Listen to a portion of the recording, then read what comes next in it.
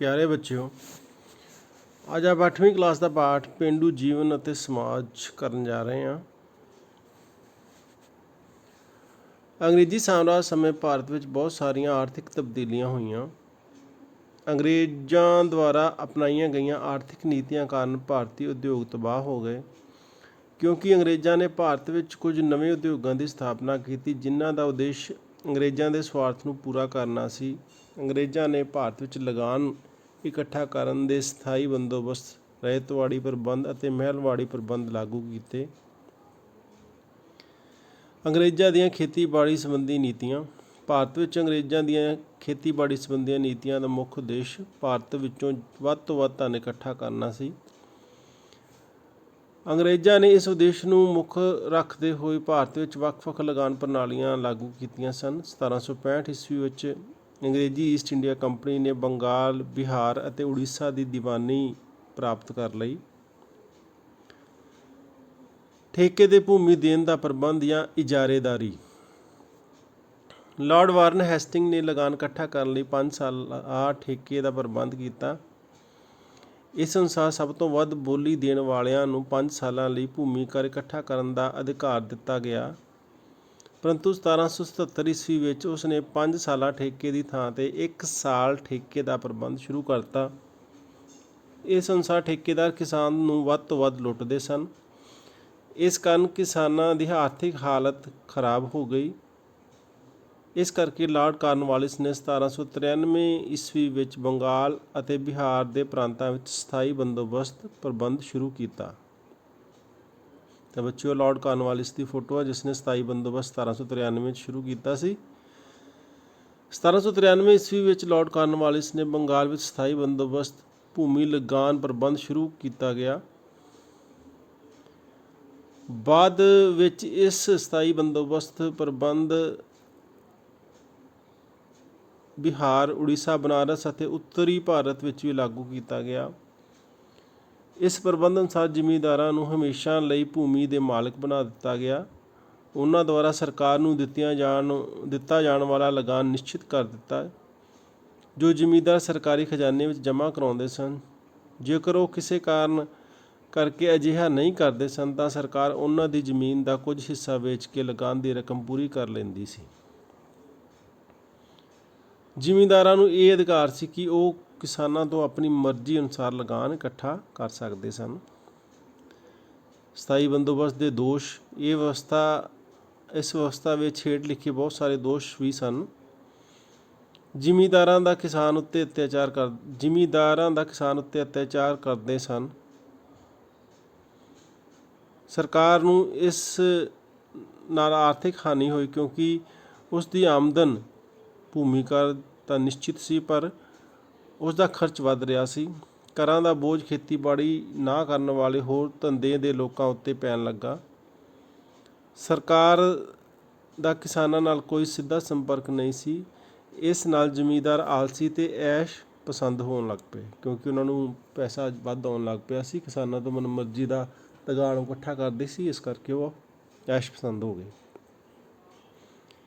ਅੱਗੇ ਰਇਤਵਾੜੀ ਪ੍ਰਬੰਧ। ਸਥਾਈ ਬੰਦੋਬਸਤ ਦੇ ਦੋਸ਼ ਦੂਰ ਕਰਨ ਲਈ 1820 ਈਸਵੀ ਵਿੱਚ ਇੱਕ ਅੰਗਰੇਜ਼ ਅਫਸਰ ਥਾਮਸ ਮੁਨਰੋ ਨੇ ਮਦਰਾਸ ਅਤੇ ਮੁੰਬਈ ਵਿੱਚ ਰਇਤਵਾੜੀ ਪ੍ਰਬੰਧ ਲਾਗੂ ਕੀਤਾ। ਇਸ ਪ੍ਰਬੰਧ ਅਨੁਸਾਰ ਸਰਕਾਰ ਨੇ ਕਿਸਾਨਾਂ ਤੋਂ ਸਿੱਧਾ ਭੂਮੀ ਲਗਾਨ ਲੈਣ ਦਾ ਫੈਸਲਾ ਕੀਤਾ। ਕਿਸਾਨਾਂ ਨੂੰ ਜ਼ਮੀਨਾਂ ਦੇ ਮਾਲਕ ਬਣਾ ਦਿੱਤਾ ਗਿਆ। ਇਸ ਪ੍ਰਬੰਧ ਅਨੁਸਾਰ ਭੂਮੀ ਲਗਾਨ ਦੀ ਰਕਮ ਹਰੇਕ 20 ਤੋਂ 30 ਸਾਲਾਂ ਪਿੱਛੋਂ ਵਧਾ ਦਿੱਤੀ ਜਾਂਦੀ ਸੀ।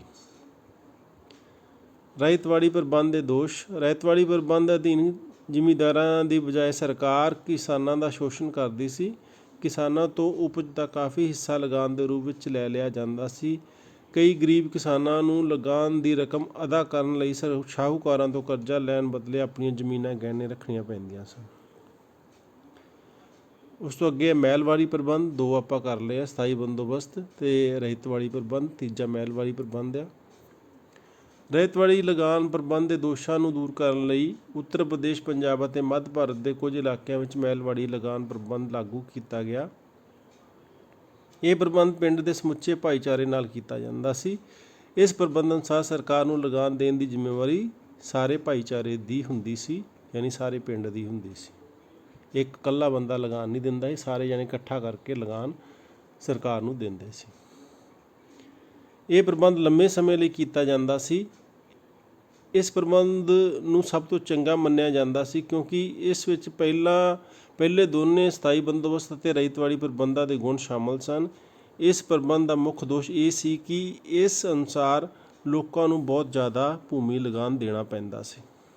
ਅੰਗਰੇਜ਼ਾਂ ਦੀਆਂ ਖੇਤੀਬਾੜੀ ਸੰਬੰਧੀ ਨੀਤੀਆਂ ਦਾ ਪ੍ਰਭਾਵ ਭਾਰਤ ਵਿੱਚ ਅੰਗਰੇਜ਼ਾਂ ਦੁਆਰਾ ਪ੍ਰਚਲਿਤ ਕੀਤੀ ਗਈ ਲਗਾਨ ਵਿਵਸਥਾ ਕਾਰਨ ਕਿਸਾਨਾਂ ਉੱਤੇ ਜ਼ੁਲਮ ਹੋਣ ਲੱਗ ਪਏ।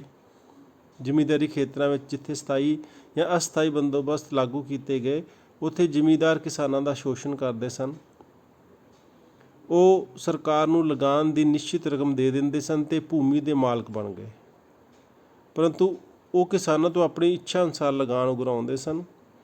ਸਰਕਾਰ ਜ਼ਿਮੀਂਦਾਰਾਂ ਨੂੰ ਕਿਸਾਨਾਂ ਅਤੇ ਕਾਸ਼ਤਕਾਰਾਂ ਉੱਤੇ ਅਤਿਆਚਾਰ ਕਰਨ ਤੋਂ ਨਹੀਂ ਰੋਕਦੀ ਸੀ।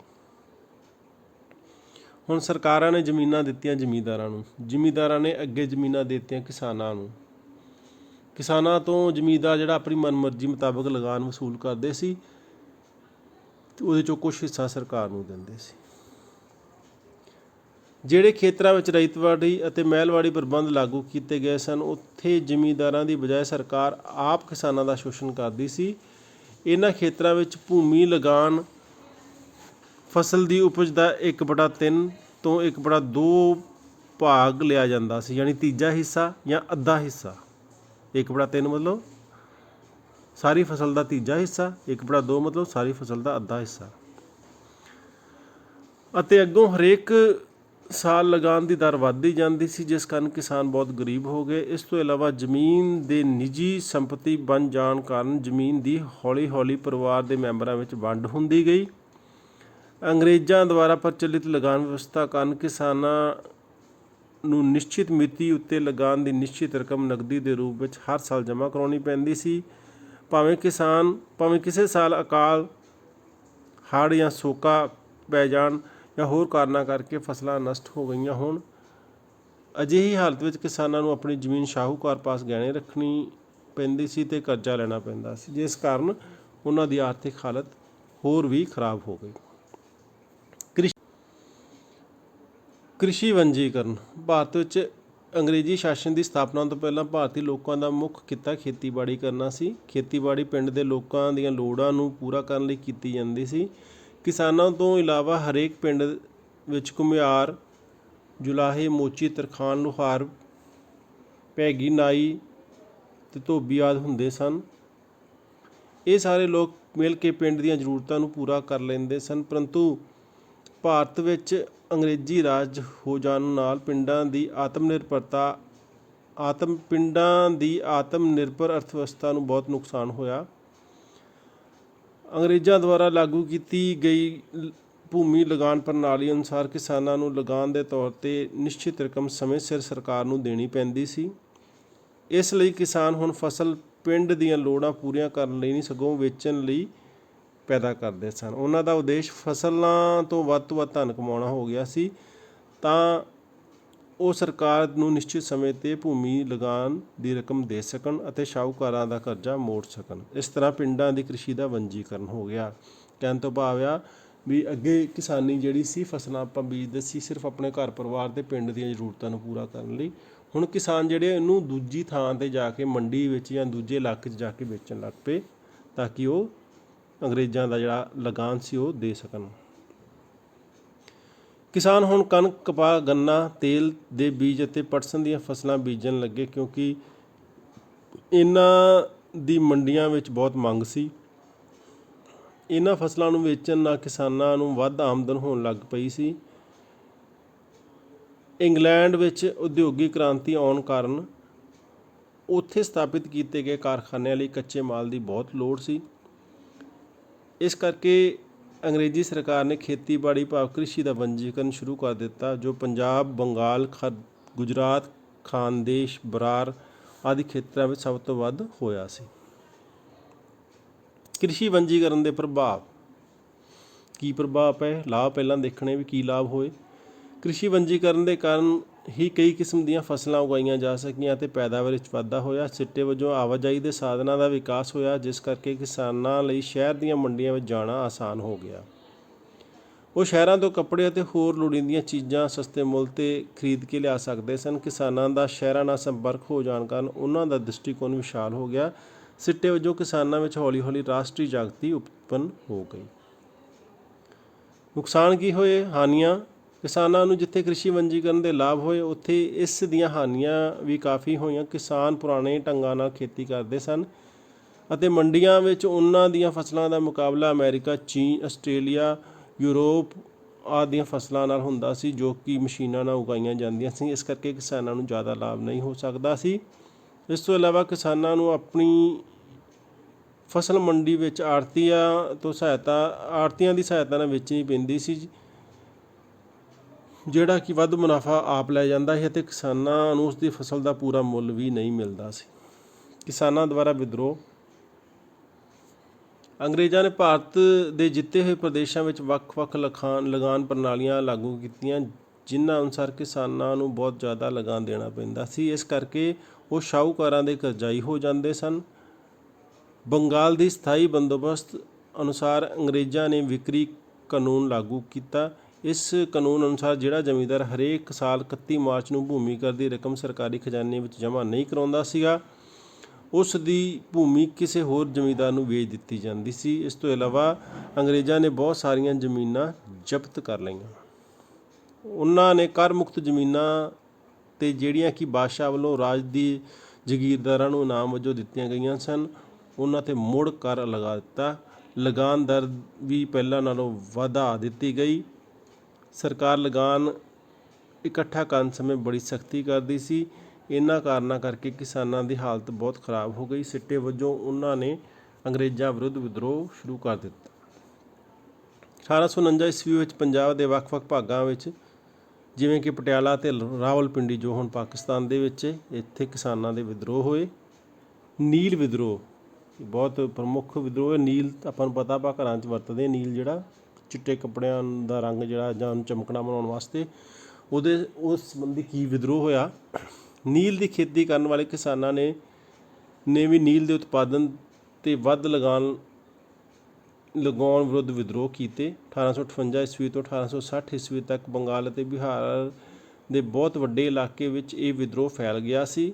ਨੀਲ ਦੇ ਬਗੀਚੇ ਲਾਉਣ ਵਾਲਿਆਂ ਨੂੰ ਸ਼ਕਤੀ ਦੁਆਰਾ ਅਤੇ ਸਰਕਾਰ ਨੇ ਵੀ ਨੀਲ ਬੀਜਣ ਤੋਂ ਨਾ ਕਰਨ ਵਾਲੇ ਕਿਸਾਨਾਂ ਨੂੰ ਧਮਕੀ ਦੇ ਕੇ ਇਸ ਅੰਦੋਲਨ ਨੂੰ ਬੰਦ ਕਰਨ ਦੀ ਕੋਸ਼ਿਸ਼ ਕੀਤੀ, ਪਰੰਤੂ ਕਿਸਾਨ ਅੜੇ ਰਹੇ। ਜਦੋਂ ਉਹਨਾਂ ਨੂੰ ਨੀਲ ਦੀ ਖੇਤੀ ਕਰਨ ਲਈ ਮਜਬੂਰ ਕੀਤਾ ਗਿਆ ਤਾਂ ਉਹਨਾਂ ਨੇ ਅੰਗਰੇਜ਼ ਕਾਸ਼ਤਕਾਰਾਂ ਦੀਆਂ ਫੈਕਟਰੀਆਂ 'ਤੇ ਹਮਲਾ ਕਰ ਦਿੱਤਾ ਅਤੇ ਲੁੱਟਮਾਰ ਕੀਤੀ। ਸਰਕਾਰ ਦੁਆਰਾ ਕਿਸਾਨਾਂ ਨੂੰ ਰੋਕਣ ਦੇ ਸਾਰੇ ਯਤਨ ਅਸਫਲ ਰਹੇ। 1866 ਤੋਂ 68 ਈਸਵੀ ਵਿੱਚ ਨੀਲ ਦੀ ਖੇਤੀ ਵਿਰੁੱਧ ਚੰਪਾਰਨ, ਜੋ ਕਿ ਬਿਹਾਰ ਦੇ ਵਿੱਚ ਵਿਦਰੋਹ ਹੋਇਆ। ਨੀਲ ਸੰਕਟ ਉਦੋਂ ਤੱਕ ਜਾਰੀ ਰਿਹਾ ਜਦੋਂ 20ਵੀਂ ਸਦੀ ਦੇ ਆਰੰਭ ਵਿੱਚ ਮੋਹਨਦਾਸ ਕਰਮਚੰਦ ਗਾਂਧੀ ਨੇ ਨੀਲ ਕਿਸਾਨਾਂ ਦੇ ਪੱਖ ਵਿੱਚ ਸਮਰਥਨ ਦਿੱਤਾ। ਤਾਂ ਬੱਚਿਓ, ਆ ਨੀਲ ਆ।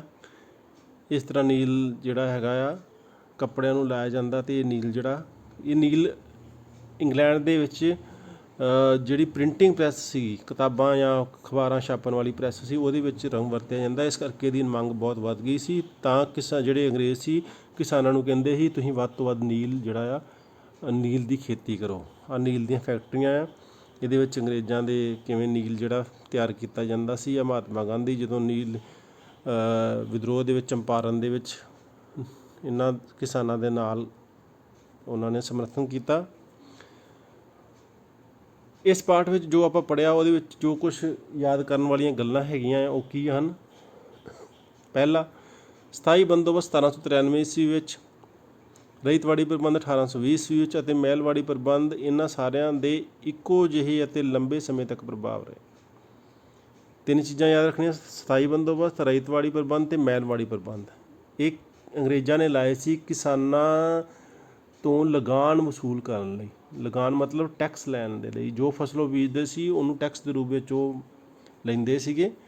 ਤਾਂ ਉਹਦੇ ਲਈ ਇਹਨਾਂ ਨੇ ਵੱਖ-ਵੱਖ ਪ੍ਰਬੰਧ ਕੀਤੇ ਵੀ ਕਿਸ ਢੰਗ ਨਾਲ ਜ਼ਿਆਦਾ ਤੋਂ ਜ਼ਿਆਦਾ ਲਗਾਨ ਇਕੱਠਾ ਕੀਤਾ ਜਾ ਸਕੇ ਅਤੇ ਆਸਾਨੀ ਨਾਲ ਪੈਸਾ ਉਹਨਾਂ ਕੋਲ ਆ ਸਕੇ। ਲਗਾਨ ਦੀ ਦਰ ਜ਼ਿਆਦਾ ਅਤੇ ਆਫਤਾਂ ਸਮੇਂ ਲਗਾਨ ਮਾਫ ਨਾ ਕਰਨ ਕਰਕੇ ਕਿਸਾਨ ਕਰਜ਼ਾਈ ਅਤੇ ਜ਼ਮੀਨ ਤੋਂ ਵਾਂਝੇ ਹੋ ਗਏ। ਦੂਸਰਾ, ਕ੍ਰਿਸ਼ੀ ਵੰਜੀਕਰਨ ਹੋਣ ਕਾਰਨ ਕਿਸਾਨ ਕਣਕ, ਕਪਾਹ, ਤੇਲ ਦੇ ਬੀਜ, ਗੰਨਾ ਅਤੇ ਪਟਸਨ ਆਦਿ ਫਸਲਾਂ ਪੈਦਾ ਕਰਨ ਲੱਗ ਪਏ। ਇੰਗਲੈਂਡ ਦੇ ਉਦਯੋਗ ਵਿੱਚ ਇਹਨਾਂ ਫਸਲਾਂ ਨੂੰ ਕੱਚੇ ਮਾਲ ਦੇ ਤੌਰ 'ਤੇ ਵਰਤਿਆ ਜਾਂਦਾ ਸੀ। ਕੱਚਾ ਮਾਲ ਬੱਚਿਓ ਕਹਿੰਦੇ ਵੀ ਜਦੋਂ ਆਪਾਂ ਕੋਈ ਫੈਕਟਰੀ ਵਿੱਚ ਕੋਈ ਸਮਾਨ ਭੇਜਦੇ ਹਾਂ ਨਾ, ਜਿਵੇਂ ਗੰਨਾ ਜਿਹੜਾ ਆ ਉਹ ਖੰਡ ਦੇ ਲਈ ਜਾਂ ਗੁੜ ਦੇ ਲਈ ਕੱਚਾ ਮਾਲ ਹੈ ਨਾ।